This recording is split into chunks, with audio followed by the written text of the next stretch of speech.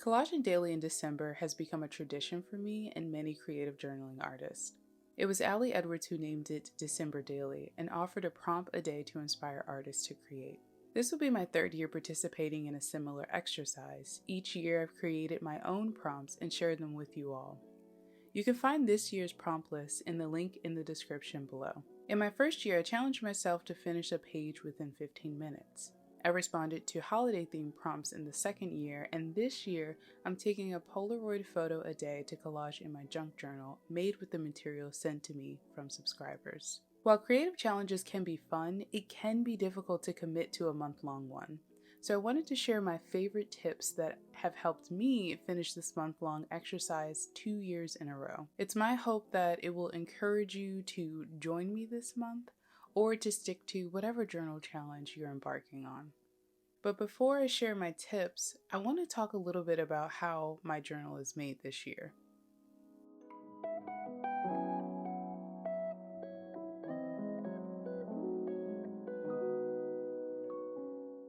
As I mentioned, I'm using materials sent to me through Happy Mails. I thought of these little parcels of paper goodies as the perfect way to remember the milestones and experiences I've had with 1134 Press in 2022. The internet can be a strange and alienating place, but the members of the junk journal community are always so kind and generous. I consider the interactions I've had with fellow artists online to be some of the brighter parts of this year. It was a challenge, though, to figure out how to make these pieces work together. They're all from different people with differing styles. In addition to that, I have my own style and preference in how I like my base pages to look. If you've seen my last video about minimalism, then you'd know that I prefer starting with a blank page or sparsely decorated pages. I did find a solution, however. I pasted pieces of patterned paper onto colored cardstock and mixed those pieces with plain and lightly embellished paper to create signatures. I was fortunate to have received a beautiful Reader's Digest cover in one of the parcels, which is used for the cover of my journal. I love the cover so much that I didn't alter it too much. I went with painting the book cloth covered spine and distressing it with dark brown ink at the edges and corners. The book is bound using the long stitch method. You can find tutorials online, but I do have a tutorial of this binding method available to Buy Me a Coffee members. A link to that platform will also be included in the description below. So I was able to complete this book in a few hours because of its simplicity. And I'm sharing that because if you want to join a collage challenge, but it has already begun, my advice would be to make a book using a binding method that you're familiar with and use the materials that you already have on hand. There's no need to frustrate yourself with a complicated design because the point of the challenge is to create, not to perfect. I also want to remind you that there's a lot of creative potential with a store-bought plain notebook. So there's still plenty of time to join the challenge. You just need some pages bound together and start.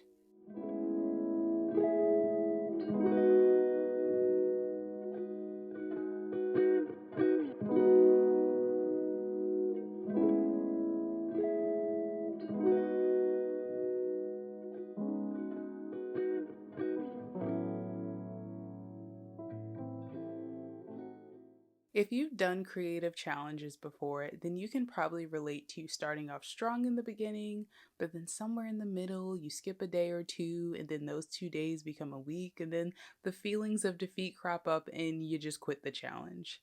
In my first year, I took on the no matter what mindset, which meant that as soon as I had 15 minutes of free time, no matter what time of the day or night it was, I sat at my desk and pushed myself to make whatever came to mind. This was a great way to silence any self-doubt or perfectionism that would have stopped me from creating.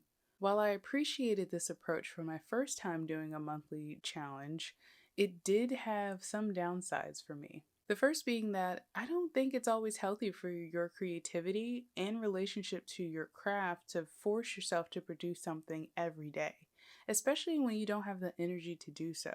Yes, it was only 15 minutes, but those 15 minutes could have been spent doing another form of self-care or discovery that could have been more beneficial to me that day. After that challenge in 2022, I didn't touch my journal for weeks.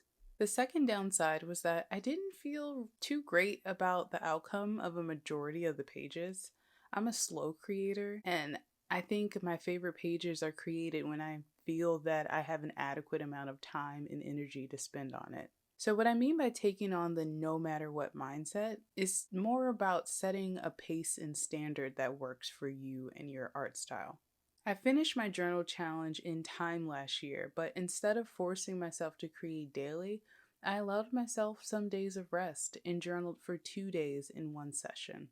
I think taking this approach made my pages turn out more interesting and genuine, and I had more fun creating them because I wasn't creating for the sake of creating.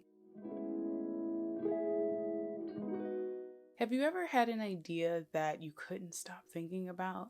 Like a layout, material, or technique that you were desperate to try. But then when you get to your journal, you can't seem to figure out a way to make it work in the way that you envisioned it. I have totally experienced this. It happens to me frequently. But instead of giving up in frustration, I like to sit in silence and ask myself, what do I truly care about in this moment? And I'll follow that instinct and let it guide me to create. Yes, your journals are archives of your art, thoughts, and life that will hopefully be enjoyed by future generations. Because of this, it's easy to get caught up with trying to make the best and most visually interesting page that you can create. But we can't let that ambition ruin the experience of creating in the moment. Please don't abandon a page because of a technical hiccup. Focus on what's true to you in the moment and document that. It will be just as interesting and worthy to archive.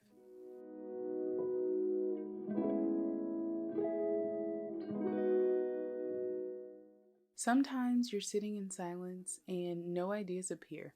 During these times, I lean on our community and enjoy the art of others. You're watching me here on YouTube, so you know that there's a wealth of inspiration on this platform. But go onto your Facebook groups, click on the Junk Journal hashtag on Instagram, flip through the pages of an art journal magazine. There's plenty of art to consume, and in your search, I know you'll see something that will inspire you to create art.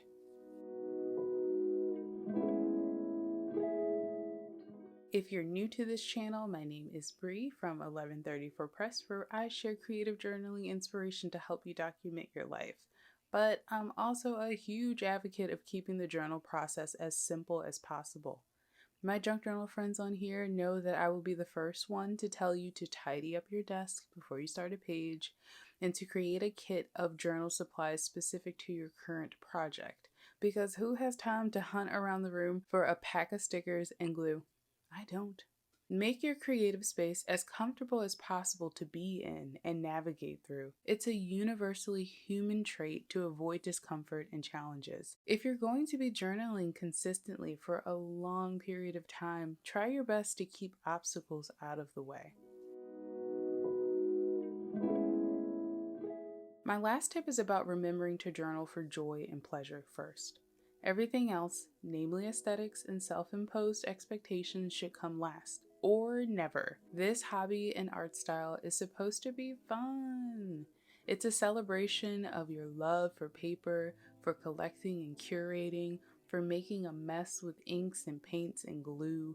You like creating with your hands and telling stories. Remember that your craft space and time is a pursuit of pleasure. So, with that being said, I hope you join me this December in our Daily Snaps Challenge. Find the prompt list in the description and subscribe for updates as I work through these prompts with you. Connect with me on social links below. I would love to see your art in our Facebook group. Until then, I will see you in the next video.